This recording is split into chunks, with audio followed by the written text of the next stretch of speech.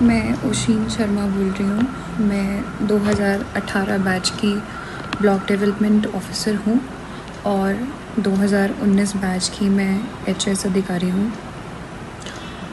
और मेरी शादी विशाल नेहरिया जो कि एमएलए धर्मशाला हैं प्रेजेंटली, उनसे 26 अप्रैल को हुई थी।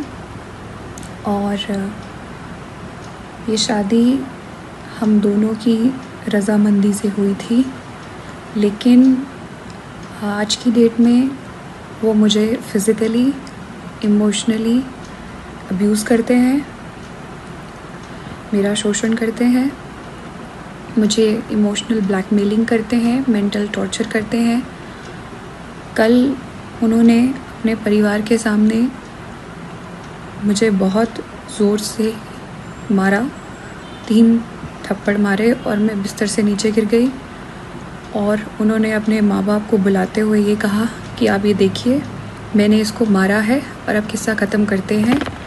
मैं आपको कल मैंने खुद को सेव करने के लिए कुछ फ़ोटोज़ ली हैं, आप देख सकते हैं कि उनकी उंगलियों के निशान मेरे चेहरे पे हैं और मेरे पूरे फेस में बहुत ज़्यादा पेन है।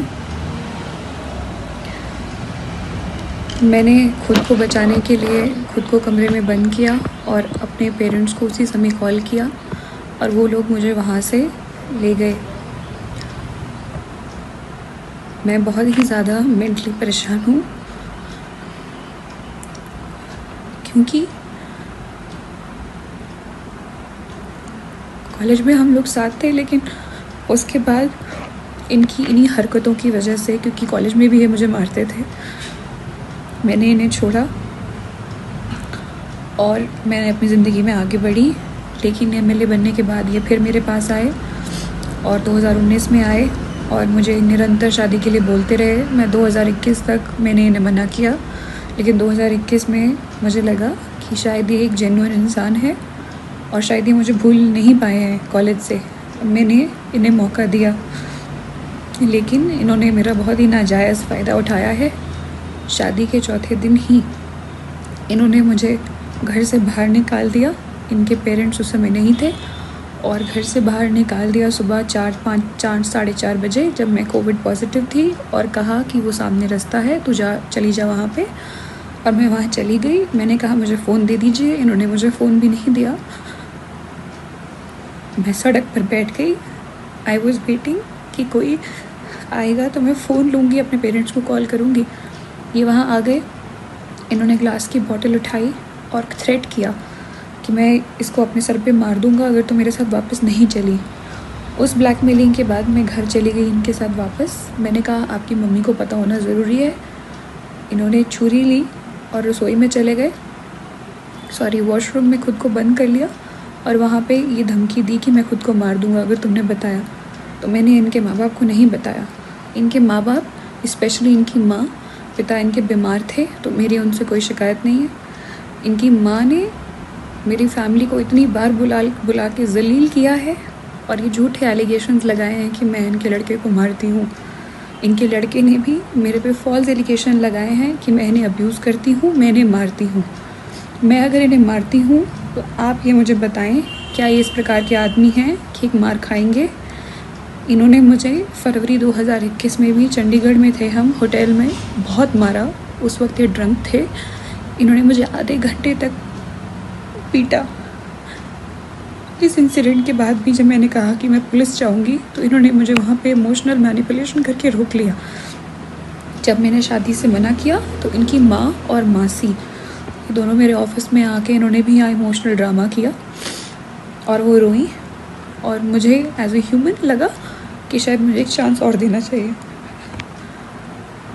मेरे माँ बाप को इन्होंने बहुत जलील किया। ये धमकियाँ दी हैं कि कभी कभी आपकी लड़की अगर हमारे घर में अकेली आ गई और तो हम पुलिस बुला लेंगी। और ये सुपरस्टिशियस बातें करते हैं ये लोग। चेले को बुलाएंगे, उसको बुलाएंगे, वो बताएगा कि इस लड़की ने हमारे बेटे को मारा है कि नहीं। इनकी मदर को ये नहीं पता कि ये मुझे किस तरह से थ्रेट करते हैं, इमोशनल ब्लैकमेल करते हैं कि ये खुद को कुछ कर देंगे और मेरे सामने सामने इन्होंने खुद को सर पे स्टील की बॉटल भी मारी। जिस रात मैंने इनसे ये पूछा, जब इन्होंने मुझे बताया कि सुबह इन्होंने और इनकी मम्मी ने कहीं निकलना है, तो एज ए वाइफ मैंने सिर्फ इतना पूछा कि आप कहाँ जा रहे हैं। इनका कहना था कि माँ ने मना किया है बताने से। मुझे गुस्सा आया, मैंने इन्हें झंझोड़ा कि कम ऑन, आपको मुझे बताना चाहिए, I am your wife, I am your partner, I must know. ये उठे और इन्होंने स्टील की बोतल अपने सर पे मार ली। उस स्टील की बोतल में आज भी डेंट है।